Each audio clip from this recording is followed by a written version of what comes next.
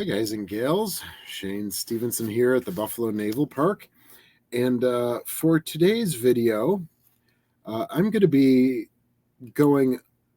disembarking off the ship a little bit and discussing a lake steamer, right? The Wisconsin. Recently, a few weeks ago, we hosted a conference here, the Great Lakes Historical Association, Maritime Association conference here. And I gave a short presentation on the Sullivans, about a half an hour long, talking about the sinking and what we've done since then and what we plan on doing in a ship's maintenance dry dock period. And afterwards, they had like a table of free material. And they had a bunch of these magazines. Telescope, right? Maybe you're familiar with them if you're in the Great Lakes region as well. I know there's a lot of passionate people about lake freighters and passenger liners and things like that. So I am just kind of coming to this, world along with the Buffalo Naval Park. So if you are a fan of Great Lakes Maritime, I hope you enjoy. If not, I hope you still learn something and that you enjoy it as well. And of course, please leave a comment if you want to see more of these. These telescopes, I grabbed about 5 or 6 of them. I didn't want to take the whole pile, though I did. Are roughly from like 68 to 1980. This one, as you can see, is from 72, and it has the steamship Naomi on it. All right, so I whip it open, read an article, and of course they're talking about a lot of the thousands of shipwrecks in the Great Lakes. And this was a pretty compelling story, and as I have in the title, it's a snake-bitten passenger liner. So I do have a PowerPoint, and again, my screen's up here, the camera, you get it. So I had to do this a different way because it just didn't seem to be working the other way. So I'm going to share screen, or I'm going to add this to stage. And this is the presentation that I have for you. Okay. So the USS Wisconsin was built in 1881 in Wyandotte, Michigan by the Goodrich Line. All right, so the line, a company or a line would build the ships. They would then work with a different, either a railroad or another larger steamship or passenger line company, things like that. Sometimes it was attached to a rail yard as well. But for the Goodrich Line, I went down the rabbit hole a little bit, and this gentleman who started this company in Wyandotte, Michigan, was actually born and raised in Buffalo. So, Great Lakes had such an influence on people from this time period after, the Civil War and through the height of Great Lakes passenger liners. When she was constructed, she was the Wisconsin. She was 204 feet long. Her beam was 35 feet. Her tonnage was anywhere from 1,800 to 1,900 tons. And she was valued when she was constructed at about $200,000. She had a lot of name changes. The ex-Wisconsin. She was also the ex-Naomi. She was also the ex-E.G. Crosby and the ex-Pilgrim, until she became Wisconsin again towards the end of her service. Her service lasted from 1881 through 1929. So what is that, 40 some years? 46 years or so. And she was built next to her sister ship, the Michigan. So we have Wisconsin and Michigan from the Goodrich company, the Goodrich line. And both of these, the Michigan and the Wisconsin, were the first double-hulled steel steamers on the Great Lakes. And so what that meant was there was the outer bottom. There was about a 3.5 or 4 foot void, and then the inner bottom, which was also steel. And within this void, the 3.8-foot void, were 5 watertight compartments that could be filled or emptied of ballast, depending on what they were carrying. Now, they would also carry freight along with passengers, as you can imagine. So they did have this technology of adding ballast, very early 1881, right? But it doesn't seem as though it would help this particular vessel. So in 1885, first tragedy strikes, she had a fire. In my research, I couldn't find much out about this 1885 fire. How bad it was did the hull need to be replated, things like that? Where did the fire spread? Just know that there was a fire in 1885, and then therefore in 1886 she was sold to the Crosby Transit Company. All right, and then from there she was renamed the Naomi. So let's take a look at some pictures. So here is the picture of her while I believe she was the Wisconsin. Now we are all kind of used to the nameplates on the stern of a vessel. Here you'll see what I believe is the name board just aft of the smokestack. You'll see it on starboard there, the little black rectangle, which probably has the name Wisconsin on it. So this was while she was still owned by the Goodrich Line, and you can see the transit company listed up in a more traditional spot near the hull. This is an image of her after the 1885 fire, after she was sold to the Crosby line. And now you'll see, again, the name is probably on the stern, but you'll see kind of an interesting quirk in passenger freighters of this era, which is the name is well down below that bilge keel or the fin coming out. So she's really high out of the water here. So you'll see it does say Crosby Transit Company, right underneath the pilot house there. But if you go right down from that, you'll see this little white splotch. That is where they put the name Naomi. And again, that was relatively common for lake freighters, passenger freighters, certainly of this era. Fires were breaking out with a lot of regularity, certainly during this time as well. In a few years, electricity is being built, and people are dying left and right from residential electricity. And you can imagine putting electricity on a ship for a first time that's steel. You can imagine some of those grounds and how people can just get electrocuted, how there could be arcs that go across, start fires. And of course, you have coal. All right. So there's a lot of things that are combustible on board. This is one of a tragic one. It's not on the Great Lakes. This is the General Slocum. This was out of New York City in Long Island Sound, and it burned, taking with it, I think, roughly about 1,000 passengers. So from this burning until 9/11, this was the largest disaster in New York City history.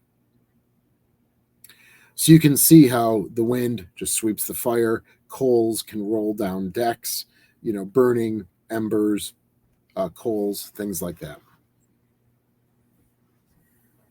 So she was carrying with her a load of freight, about 68 passengers, maybe 70 passengers or so. It was specifically listed that she was carrying literally a boatload of beans as well, maybe dried beans, and one automobile that belonged to a guy named H.W. Lebbins, who was from Watertown, New York, and he was doing a driving tour around the Great Lakes with his family.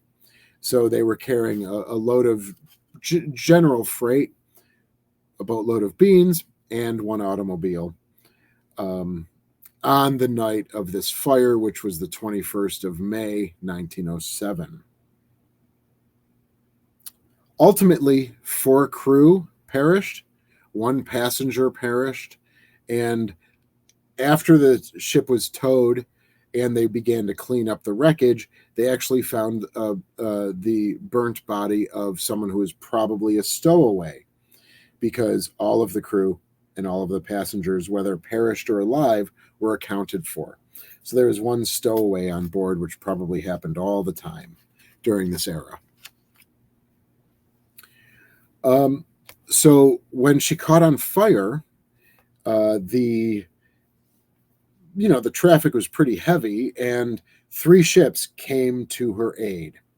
You had 2 lake freighters, steel lake freighters, called the Kerr, and either the Saxony or the Saxonia. All right, there's either, I've seen them both with just Saxon, like Anglo-Saxon, Saxon with an I, or Saxon with an IA. So it was either the lake freighter Saxony or the Saxonia. And again, both of them were lake freighters, steel lake freighters. And also her sister ship under that Crosby line, the Kansas, came to her aid. The Kansas was wood-hulled, about roughly the same size as the Naomi. So she stayed back and rescued passengers that had already been in the water. For the Kerr, lake freighter, really large bow, she kind of gently nudged herself onto the Naomi, or right beside the Naomi, or maybe even dented the steel a little bit. She put herself as close as she could, the bow of the Kerr, into the side of the Naomi. And this allowed for the very crossing of a deck for the passengers and crew to get on board the Kerr. The captain, whose name was Thrall, Thrail, he did something pretty unique, which was pretty ingenious. So for most of the rescue, for most of the burning, it started in the bow. A lot of coal was kept there, and the 4 crew that perished were all like coal runners or coal carriers. And they could not get out once that fire started in that forward coal hold. And so it was kind of contained on the bow. And what he did was he turned the ship leeward. If you were to turn into the wind, now you have all of that wind coming across the main deck, the length of the vessel, fore to aft, pushing the wind, pushing the embers, and potentially spreading the fire more quickly and the devastation more quickly. So he turned against the wind, where it hit the Naomi on the stern and went down the length of the vessel to the bow, almost pushing the fire over the bow of the ship. Of course, the fire still spread, but this action probably gave him critical time to help the passengers get off and onto the Kerr or the Saxonia or the Saxony. So over time, again, the fire consumed the whole superstructure of the ship, but by turning leeward, letting the wind go over the bow, potentially, was a measure that gave the crew and passengers more time to exit. So here's an image of the Kerr. So you can imagine that bow pulling up to the 1,900-ton Naomi, gently nudging or even maybe divoting the steel a little bit. Everyone can just cross deck onto the bow of the Kerr. Well done. Well played there.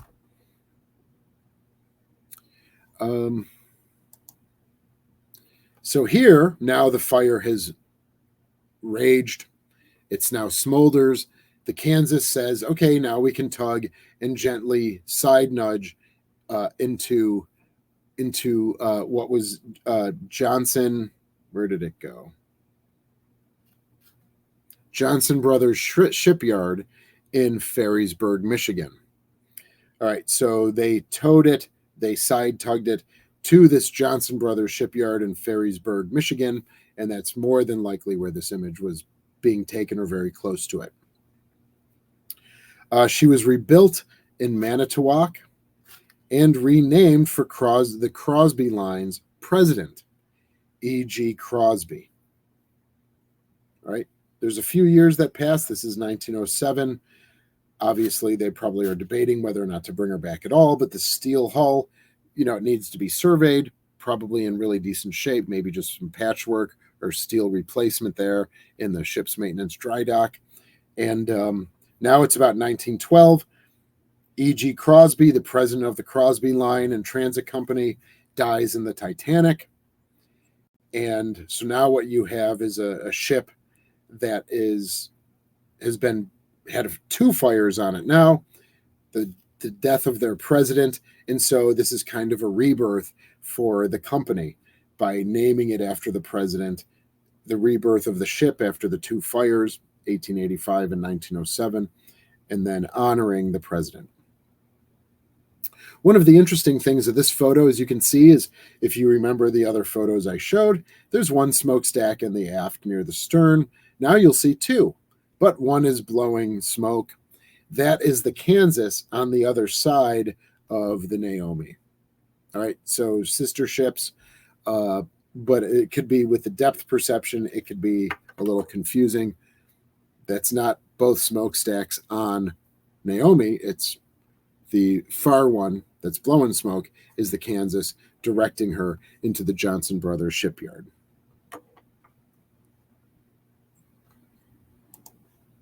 Here's another more close-up shot, right, of just the devastation across the superstructure. You might be able to see, I can assume maybe that is the Kansas with the smokestack just forward of the Naomi. All right, and then again, the lookout peak, because you can see the guys. This guy is standing on the roof of maybe this depot, all right, or livery or something, or a shipyard, and you can see the lookout, and it says Grand Haven on it. So after this, again, she was rebuilt, and you can see her after being rebuilt late 1912, early 1913, and again, she's transporting freight and also passengers. And there again is that Crosby Transit Company up near the bow, and then well down below underneath the fin there is the name E.G. Crosby. After this, she was then sold during World War I to the U.S. government, mustered into the U.S. government for World War I, and she was renamed the General R.M. O'Reilly. After the war, she was sold to the Chicago, Racine, and Wisconsin line, and then that's where she was called the Pilgrim. And then she was finally reacquired by the original builders, the Goodrich Line, and renamed Wisconsin. But tragedy strikes again. On October 29th, 1929, she is carrying now iron castings, automobiles, multiple, not just one like in 1907, and obviously various sorts of boxed freight, and about 65 passengers. They must not have secured the stowage area. October, if you're not familiar, or even if you are, of course, October, November, you're getting into the gales of the Great Lakes. There's a lot of wind events, churning lakes, and can cause a lot of problems for the thousands and thousands of ships that have traversed them, and ultimately then thousands of ships that also ultimately sank. So it shifts all of the freight lists to goes to one side. Now you're listing, and with all of those associated things that can happen once you have a list start, and she begins to flounder. So at this point, she's only about 6 miles off of Kenosha, Wisconsin, and there was a tug that came out. The tug's name was Search. 2 Coast Guard vessels and even a fishing boat pulled up alongside, and they were able to take off all of the passengers and most of the crew. The 9 crew that stayed on board, including the captain of the Wisconsin Part 2, tried to do things to save the ship. Now, another sister ship, the Illinois, was notified, and they were steaming to come tug the Wisconsin. They were a few hours away. So the 9 crew on board were probably trying to stabilize her in some way, certainly get some pumps working and to get some water going back outboard. But she was overcome with the lake, and she sank relatively quickly from what the accounts say, taking with her all 9, the captain and all the total 9 of the crew. So now she rests about 6.5 miles, again, off Kenosha, Wisconsin, in about 130 feet of water. So it's a real popular spot for divers. And you can see that here. So here's the hulk and the bulk of the Wisconsin, 130 feet.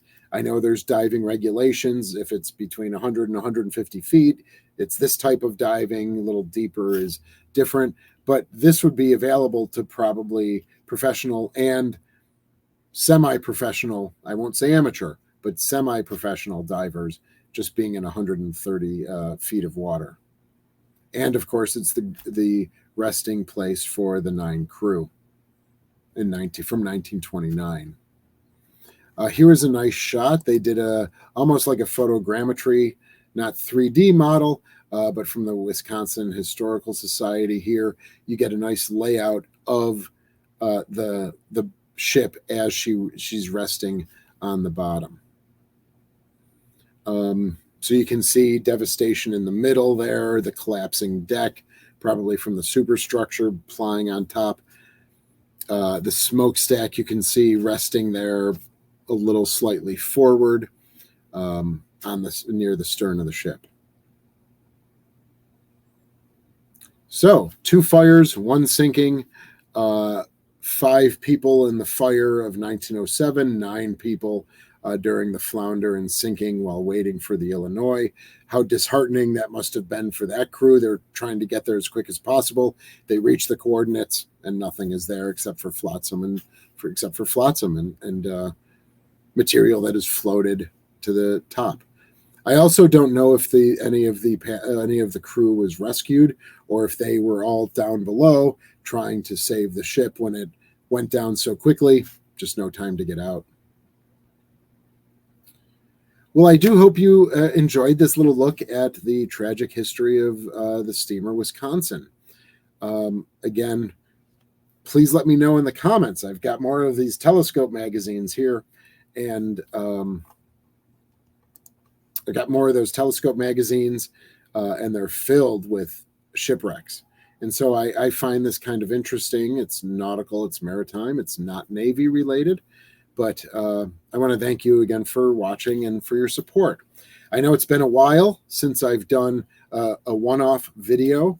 There's just a lot going on here. And so I just haven't been able to focus on the subject matters and scripts and things like that. So, but I am doing, if you watched that, I am doing the P-39 with the Niagara Aerospace Museum in David. So that's going to be roughly a 4-part series, which I'm excited about. And then we also have Lucas, the architect, the archaeologist coming back, and we're going to do some focusing on the Croaker and a little bit more on Little Rock. So there's still some series is being created, and I do have to get back to the one-off videos as well. So Hope you enjoy. Please leave me a comment if you like these or not. It's okay if you say, Shane, stop doing these videos. You're not talking Navy or stuff that we're mostly interested in. I want to hear it all. All right. But again, these telescope magazines are chock full of shipwrecks. Actually, the article right after the Naomi one is also about a shipwreck. So involving lake freighters.